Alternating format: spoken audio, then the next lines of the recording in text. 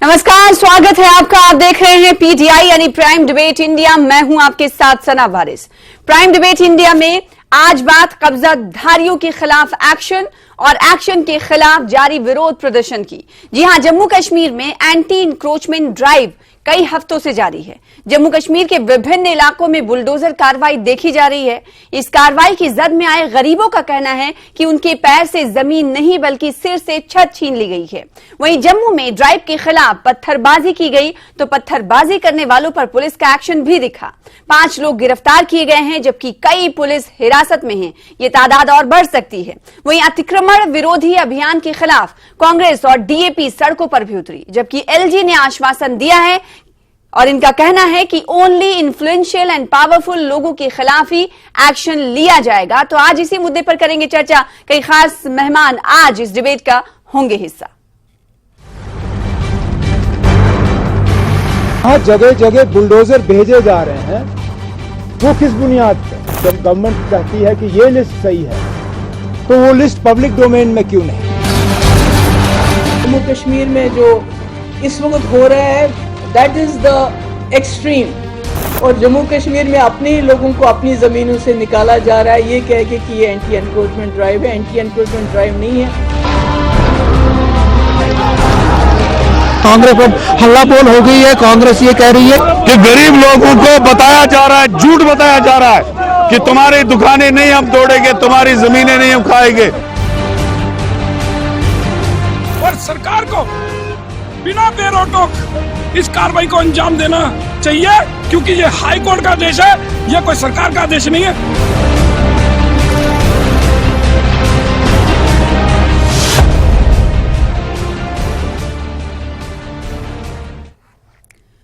तो आज इसी मुद्दे पर करने वाले हैं चर्चा। खास मेहमान हमारे साथ जुड़ चुके हैं। चलिए सबसे पहले मेहमानों का तारुफ करा दें। हमारे दरमियान सूफी यूसुफ साहब जो कि बीजेपी यूटी वाइस प्रेसिडेंट हैं, जुड़े हुए हैं। आपका स्वागत करते हैं इस डिबेट का हिस्सा बनने के लिए, क्योंकि सरकार और एलजी प्रशासन से कई तरह के सवाल किए जा रहे हैं और इस सवाल को का जवाब भी लाजमी है। इसके अलावा एक और खास मेहमान हमारे दरमियान मौजूद हैं, रविंद्र शर्मा साहब, सीनियर लीडर हैं जम्मू कश्मीर कांग्रेस के।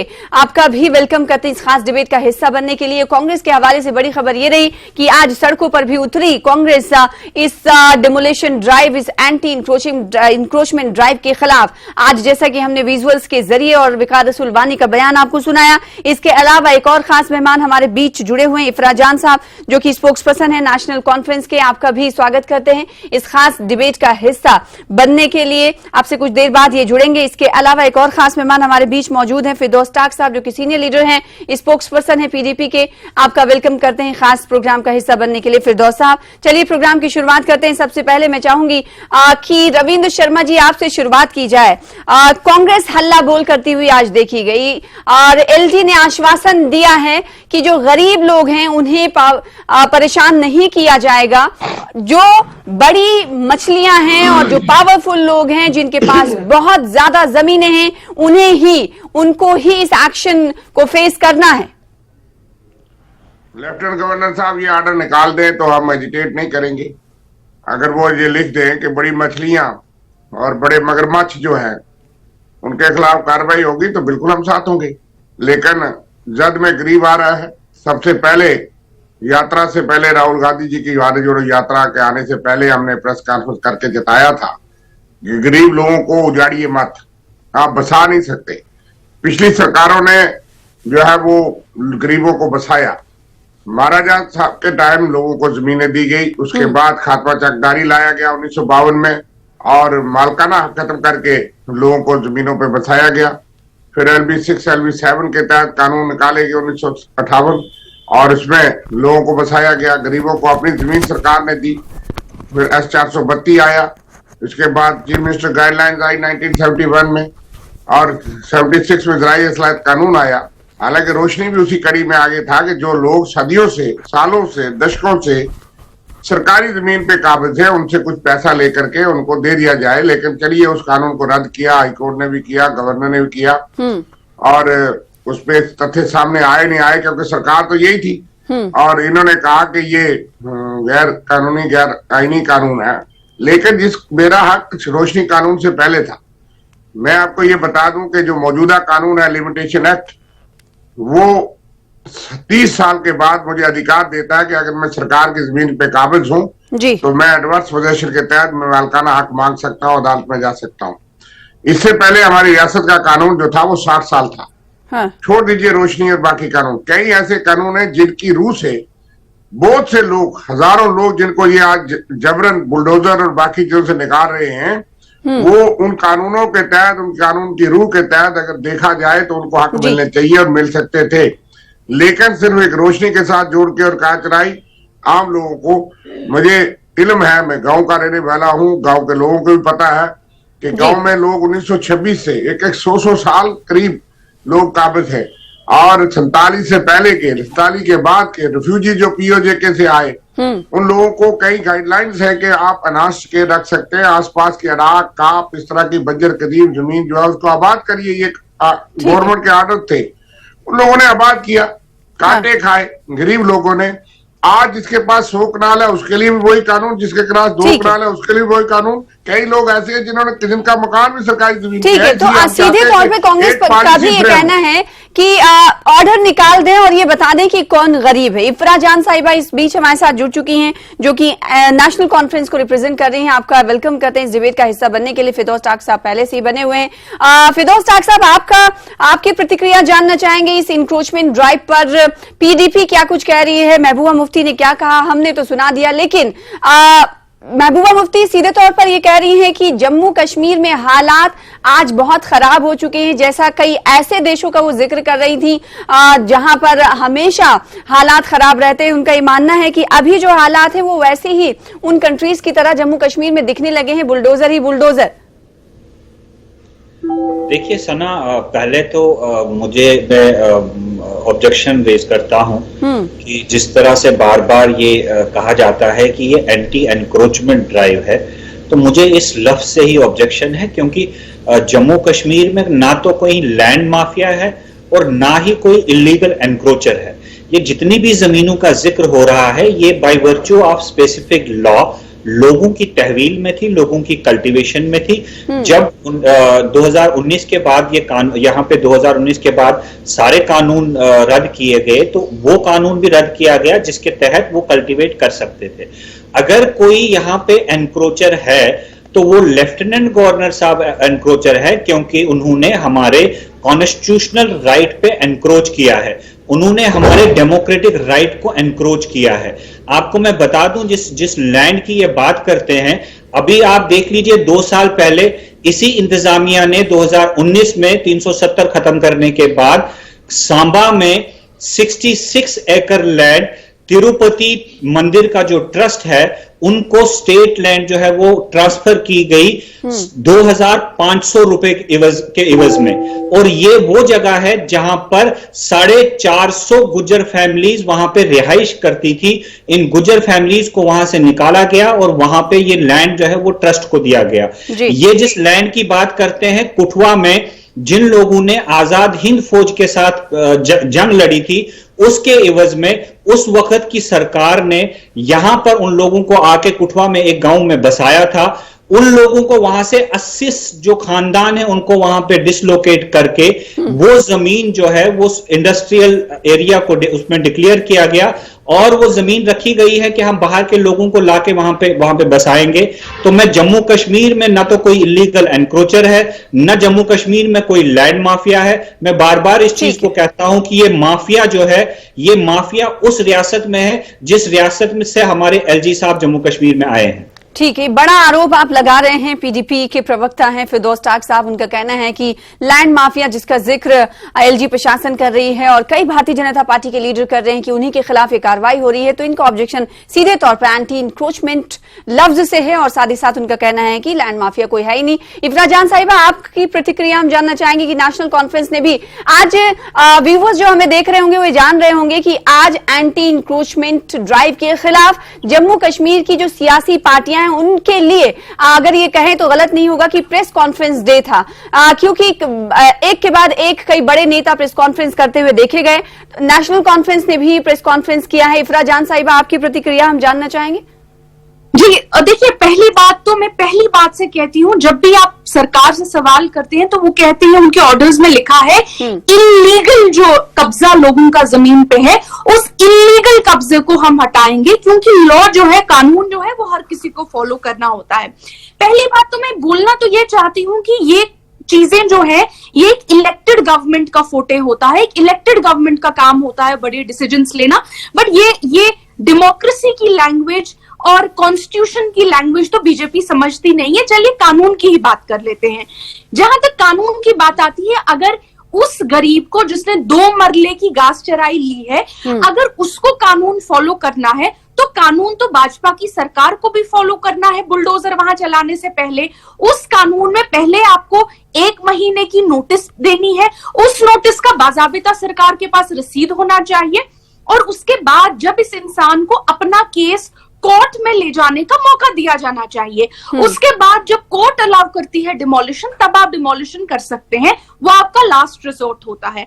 हम देखते हैं बीजेपी की गवर्नमेंट खुद इलीगल ड्राइव, जो ये ड्राइव है एंटी इंक्रोचमेंट, ये खुद इलीगल है। ये एक भी कानून खुद फॉलो नहीं कर रही है, किसी और को क्या कानून बोलते हैं। बात आती है, आप कानून को साइड पे रखते हैं, आप कहेंगे चलिए कानून को साइड पे रखते हैं, एथिक्स की बात करते हैं। एथिक्स और मोरालिटी के हिसाब से मुझे बताइए मैडम, गुजरात में 35% बिल्डिंगें जो है इलीगल है। जो दिल्ली है हमारी जो नेशनल कैपिटल है, वो ऑलमोस्ट सारी स्टेट लैंड पे बनी है। तो क्या वहां पे बुलडोजर चला?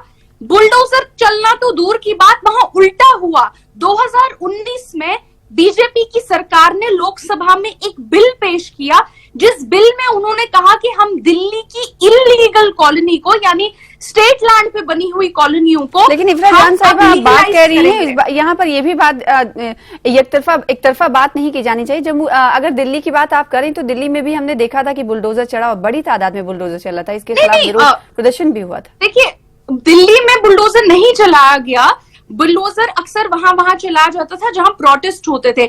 जब दिल्ली की बात आती है, 2019 में बीजेपी की सरकार ने एक बिल लोकसभा में लाया, जहां उन्होंने कहा कि दिल्ली की जो इलीगल कॉलोनीज है, यानी स्टेट लैंड पे बनी कॉलोनीज है, उनको हम लीगल बनाएंगे और रेगुलराइज करेंगे। आप दिल्ली के लिए एक कानून लाते हैं, जम्मू और कश्मीर के लोगों पे आप बुलडोजर चलाते हैं। और एक लास्ट पॉइंट बोलना चाहती हूँ साहिबा जी, हाँ। ये जो बात हम स्टेट लैंड कहते हैं, ये गलत है। स्टेट के पास, गवर्नमेंट के पास ना कोई जमीन है, ना कोई पैसा है, ये पब्लिक लैंड है, ये पब्लिक मनी है, और ये पब्लिक की जमीन है। स्टेट जो होती है कस्टोडियन होती है। हाँ ठीक है, सभी प्रतिक्रियाएं सियासी पार्टियों के प्रवक्ताओं की आ चुकी हैं। सूफी मोहम्मद यूसुफ साहब, आखिर में आने के पीछे का मकसद आपसे ये है, क्योंकि तमाम प्रतिक्रियाएं आपने सुनी, इस बीच आवाम का जो रद्देमल है वो आप देख रहे हैं, और इलीगल की बात पीडीपी सीधे तौर पर ये कह रही है कि इलीगल लैंड माफिया यहाँ पर है नहीं। एनसी की बात आपने सुनी, कांग्रेस की बात आपने सुनी, और सीधे तौर पर यहाँ पर एक और जो लीडर हैं JK PC, Jammu Kashmir people conference, Sajjad Gani Lone ने, उन्होंने सीधे तौर पर ये सवाल किया है एलजी इंतजामिया से, एलजी साहब से, कि वो ये बताएं कि आखिर गरीब कौन है, ऑर्डर क्यों नहीं जारी कर रहे हैं कि किसे बचाया जाना है और किसके खिलाफ कार्रवाई की जानी। सना जी, सबसे पहले मैं रविंद्र शर्मा जी को कहना चाहूंगा, रविंद्र शर्मा जी जो आप कहते हैं वो हमारे रविंद्र रैना भी कहते हैं, वो हमारे सुनील शर्मा भी कहते हैं, और सोफी यूसुफ भी कहता है कि हम कहते हैं कि गरीबों को 5 मरले, 10 मरले, 15 मरले उनसे नहीं छीने जाए, जो आप कहते हैं। बट शर्मा जी, मैं आपको कहना चाहूंगा, जो माफिया अभी निकल रहा है, किसी के पास 100 कनाल है, किसी के पास 150 कनाल है, किसी के पास 200 कनाल है, क्या वो माफिया उनको नहीं कहेंगे? और दूसरी बात, फिरदौस टाक साहब से मैं गुजारिश करूंगा, मेरे साथ मेरे भाई हैं, मेरे साथ एमएलसी रहे हैं, आप इसका मजहबी तनाजुन में मत तोलिए। आप पता कर लिए कितने श्राइन्स है हमारे जम्मू कश्मीर में, ये सूफियों और संतों की जम्मू कश्मीर में।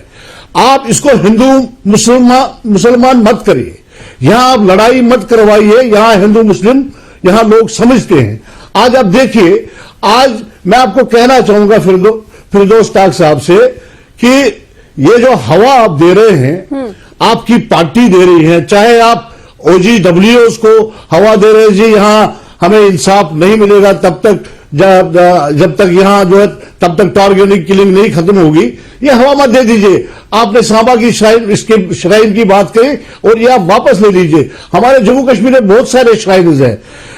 इरफान जान से मैं कहना चाहूंगा, इरफान जान आप स्टेट लैंड को किसको कहते हैं?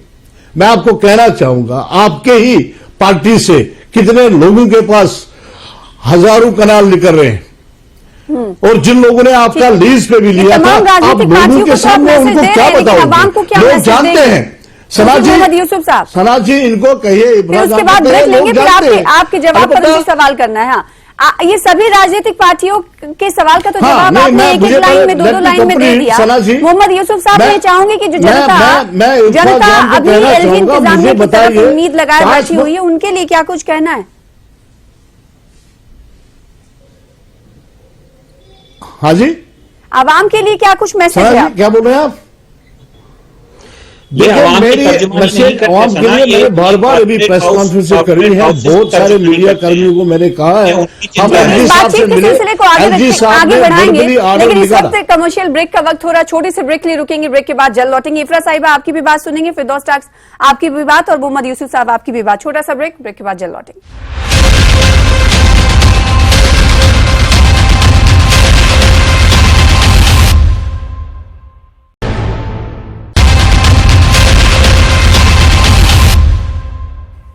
ब्रेक के बाद एक बार फिर से आपका स्वागत करते हैं। आप देख रहे हैं प्राइम डिबेट इंडिया। कई खास मेहमान हमारे साथ मौजूद हैं और आज हम बात कर रहे हैं जम्मू कश्मीर में जारी इंक्रोचमेंट ड्राइव के खिलाफ उठ रही आवाजों को लेकर, क्योंकि आवाम का ये कहना है कि वो परेशान है, तो बीजेपी और एलजी इंतजामिया का ये कहना है कि सिर्फ और सिर्फ बड़े शख्स को, जो बड़े इन्फ्लुएंसर हैं, उनके खिलाफ ही कार्रवाई की जा रही। तो जो विपक्षी पार्टियां, उनका सीधे तौर पर ये मांग है। और गुलाम नबी आजाद की अगर हम बात करेंगे तो उन्होंने सीधे तौर पर ये कहा है कि एक ऑफिशियल ऑर्डर औपचारिक तौर पर एलजी प्रशासन जारी करे, ताकि ये पता चल पाए कि ये कार्रवाई कितने लैंड जिनके पास है उनके खिलाफ ये कार्रवाई हो रही है।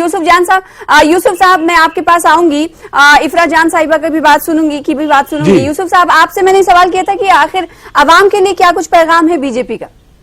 आपने अभी कुछ देर पहले कहा कि मैं भी यही चाहता हूं जो विपक्षी पार्टियां चाहती हैं। 18 में देखिए, न्यूज 18 के दर्शकों में कहना चाहूंगा, जो हमारी गरीब आवाम है, जिनके पास 5 मरले, 10 मरले, 15 मरले हैं, आप मुझे बताइए, मैं इफरा जान से कहना चाहूंगा, मुझे बताइए किस 5 मरले वाले जहां बच्चे रहते हैं, जहां उनकी फैमिली रहती है, उनको जो है डिमोलिश किया गया कहीं पे नहीं। अलबत्ता इन सियासतदानों, क्योंकि अभी बात ये भी हो रही है कि जिनके पास 1 मरला 2 मरला है, उनके खिलाफ भी कार्रवाई हुई। वक्त ज्यादा नहीं होता है ना, छोटा छोटा, इनसे भी रिएक्शन ले लेती हूँ। यूसुफ साहब, आपको वक्त नहीं, मुझे आपने सीधे तौर पर सवाल किया कि इफरा जान हमें बताएं कि 5 मरले के खिलाफ कहाँ कार्रवाई हुई है, वो ये बताएं। इफरा जान साहिबा, आपको तो रिपोर्ट मिली होंगी। हाँ, एग्जाम्पल जी। पहली बात तो मैं कहती कि बांडीपोरा की जो डिस्ट्रिक्ट एडमिनिस्ट्रेशन है, उसने अपना एक ऑर्डर जारी किया है, जहां उन्होंने कहा कि 90 जितनी जमीन उन्होंने ली है उसमें 98% जमीन जो है वो कम गरीब लोगों से ली है, और 2% लैंड जो है उन्होंने इन्फ्लुएंशियल लोगों से लिया है। ये डिस्ट्रिक्ट बारामूला की इंतजामिया खुद कहती है। अब उसको साइड पे रख देते हैं। सोफी यूसुफ साहब जो हैं, ये बिजबियारा से आते हैं, अनंतनाग एरिया से आते हैं। इनके अपने एरिया में अगर आपने वीडियोस देखी होंगी, छोटी छोटी 2-4 दुकानें बनी थी। वहां आज बिजबियारा में इतना प्रोटेस्ट हुआ है क्योंकि उन छोटी छोटी दुकान वालों की दुकानों पे सील लगाया गया है। बहुत शर्म की बात है कि उनकी चीखें इन तक नहीं पहुंची। और ये तक आपके गृह क्षेत्र की बात इफरा जान साहिबा बता रही है। हाँ, जल्दी से आप करिए। हाँ, मेरे घर की बात इफरा जान ने मेरे घर की बात कही। मैं भी आज देख रहा था, क्योंकि मैं जम्मू में हूं। वहां जो कैनरवल मार्केट है, वहां से अगर हम राइट को जाएंगे तो एक नारियल गांव आता है आगे। हाँ। उसमें 3 कनाल जमीन जो है, 3-4 कनाल, वो जो स्टेट लैंड है, और उसमें नेशनल कॉन्फ्रेंस के वर्करों ने वहां पे उसको हड़प किया। वर्कर नहीं है, और उनसे डिमोलिश उसको नहीं किया गया, डिमोलिश नहीं किया गया। देखिए, उन्होंने नारे भी पाकिस्तान जिंदाबाद के लगाए वहां पे। बिल्कुल और नहीं मेरे लगाए। खिलाफ भी उन्होंने नारे लगाए कि सोफी यूसुफ ये कर रहा है। मैं उनको कहना चाहूंगा, इरफान जान को कहने को, वो सारे नेशनल कॉन्फ्रेंस के वर्कर थे देखिए, और यही मैं तो उनको परेशानी है। इनको लोग इसको अमीर आइडेंटिटी हैं। दूंगा उनको कि है वाकई ये नेशनल कॉन्फ्रेंस। फिरदौस साहब जी मैं कुछ कहना कहना चाह रहे हैं। चाहूंगा हाँ, जो ये फिरदौस जी। प्रोटेस्ट करते हैं ना, वो गरीब नहीं ये है क्या? पीडीपी के वो और गरीब नेशनल नहीं है क्या? कॉन्फ्रेंस के ही वर्कर करते हैं। फिरदौस साहब, गरीब नहीं है क्या? देखिए, कि मैं- एक मरला मैं- 2 मरला के खिलाफ भी देखिए, कार्रवाई हुई उनको है, लेकिन डिमोलिश नहीं बीजेपी किया कह रही गया। है कि ऐसे लोगों के देखिए, खिलाफ उनको कार्रवाई नहीं हो रही सना है। जी, मैं छोटा सा जो एक बात जमीनी फिनिश स्थिति कर देती है वो क्या कुछ है? जी, देखिए मैं देखिए, अपनी एक बात- सेकंड इफ्रा साहिबा, इफ्रा आपसे जान से जवाब ज्यादा ले लिया। मैं अभी जानता हूं फिरदौस उनको। साहब का वक्त है, प्लीज। हाँ, हाँ बोलिए देखिए- बोलिए, जानते हैं आप, मुझे देखिए, बोलिए सना, आप क्या जानते हैं? मैं सूफी यूसुफ साहब से कहना चाहता हूं। मैंने कहा मैं उनको बहुत आपसे ज्यादा उनको जानता हूं, ये सूफी साहब सुनिए आप, क्योंकि वो मेरे अपने गांव के लोग हैं। मैं उनको आपसे ज्यादा जानता हूं। सुनिए, यहाँ की भी बात सुनिए। आपने illegal- फिरदौस साहब, इफ्रा जी की ऑडियो डाउन कर दीजिए प्लीज। हाँ, देखिए, मैं Sorry, सूफी sorry, साहब से फिरदौस साहब पहले बोलिए ये आप। कहूंगा हाँ। कि मैंने जो अभी बात कही, मैंने ये कोई इसमें ना तो कोई मजहबी फिरके की बात कही, मैंने सिर्फ ये कहा कि सरकार काम कैसे करती है। जिन 80 खानदानों की मैंने बात की कुटवा से, जिनको बेदखल किया गया है, वो मुसलमान नहीं है। आप देखिए, जम्मू में यहां पे गोरखा कॉलोनी बसाई गई, जहां जो कि लोग बाहर से आए और उनको बसाया गया, और वो गोरखा कॉलोनी स्टेट लैंड पे बसी, उनको रेगुलराइज किया गया। डॉक्टर साहब, पंजाब से डॉक्टर साहब, वाल्मीकि मुझे- बरादरी के लोग लाए गए, सना जी, मैं वाल्मीकि इनको जवाब देना बरादरी चाहूंगा। उसको रेगुलराइज किया गया। जम्मू के नरवाल एरिया में राजीव नगर बसाया गया, उस कॉलोनी को रेगुलराइज किया गया। मेरे कहने का ये मतलब है कि अगर आज देखिए, पहले तो बीजेपी का ये बहुत बड़ा गेम प्लान है। आज जम्मू में पहले ये हिंदू मुस्लिम करते रहे, फिर डोगरा कश्मीरी करते रहे, फिर ये गुजर और बकरवाल करते रहे, फिर ये डोगरा वर्सेस नॉन डोगरास करते रहे। आज इन्होंने एक और तफरका पैदा किया है कि कौन अमीर है, कौन गरीब है, कौन कमर्शियल है, कौन नॉन कमर्शियल है, किसके पास 5 मरले है, किसके मैं पास इनको 10 मरले जवाब देना चाहूंगा। है। सना जी, मैं इनको जवाब देना PDP चाहूंगा, की प्लीज। तरफ से ये बात क्लियर कहना चाहता हूं कि जिसके पास 5 मरले है या जिसके पास 15 मरले है या जिसके पास 15 कनाल है, सारे स्टेट के एसेट्स हैं। उन लोगों में से एक भी शख्स नहीं है जिसने इलीगल एनक्रोच किया होगा। हां, पूरे जम्मू कश्मीर में 50 या 100 लोग होंगे, उससे ज्यादा मुझे नहीं लगता है। ये सारे जम्मू कश्मीर के एसेट्स हैं। सना जी, इनको मैं फिरदौस साहब को जवाब देना चाहूंगा। कमर्शियल एस्टेब्लिशमेंट चला रहे हैं, वो जम्मू कश्मीर के रेवेन्यू, जम्मू कश्मीर के टैक्स में इजाफा कर रहे हैं। हाँ। वो जम्मू कश्मीर का एक एसेट है। आप इंडस्ट्रियल पॉलिसी के तहत कह रहे हैं बाहर के लोगों को आके यहां पे आइए, हम आपको फ्री में जमीन दे देंगे। तो जिन लोगों के पास आपकी कमर्शियल लैंड, अगर वो स्टेट लैंड है, अगर आप इलीगल भी उनको मानते हैं, आप उनको रेगुलराइज करिए। जो पैसा आप बाहर के लोगों पे खर्चना चाहते हैं, वो उन लोगों पे खर्चिए। वो यूसुफ साहब। आपका रेवेन्यू चला रहे हैं, आपकी सना जी। स्टेट चला रही है। 500 100 हाँ, सना जी, हाँ, अब आपका जवाब। यूसुफ साहब, फिरदौस साहब, एक सेकंड जवाब आ जाने दीजिए। फिर रविंद्र शर्मा जी के पास नहीं गई हूँ। एक सेकंड में मोहम्मद यूसुफ साहब, ये आप बताएं कि आप जो नेता हैं वो भी पूछने लगे हैं कि गवर्नमेंट आखिर, एलजी प्रशासन आखिर किसे गरीब मानती है, ये बताएं और ऑर्डर जारी करें कि किन किन लोगों के खिलाफ और कितने पहले मैं फिरदौस साहब को जायदाद या इंक्रोचमेंट के खिलाफ ये कार्रवाई हो रही है, ये भी बताइएगा जरा जल्दी से क्लियर करिएगा बड़ी यूसुफ चैनल साहब। पे, हाँ, आप इतनी बड़ी चैनल पे आप ये कह रहे हैं कि वहां पे एक जो है मंदिर बन रहा है, आप गुजरों की बात कर रहे हैं। इस चैनल को पूरे देश में क्या विदेश में देखा जाता है। यहां मुसलमान हिंदू नहीं करना है हमने।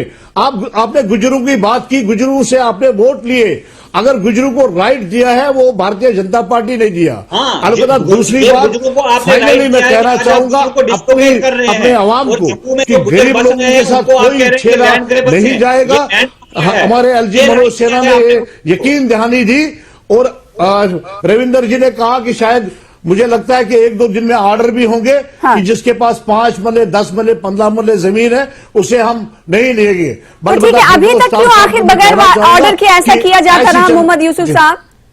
बगैर इस जो अभी बात आप कर रहे थे, इसी पर अगर अमल किया जाए, इसी की गहराई में जाया जाए, तो अभी तक ऐसा क्यों किया गया? क्यों लोगों को मालूम ही नहीं है कि किन किन के खिलाफ कार्रवाई है? साहब, एलजी मनोज सिन्हा, मेरा भी अधिकार है। एलजी मनोज सिन्हा साहब जम्मू कश्मीर के। हाँ, नहीं रविंदर जी, आपको टाइम दे रही है यूसुफ साहब। ठीक है, आपने बात अपनी कह दी। रविंदर जी माफी के साथ, हाँ, आपका रुख कर रही हूँ।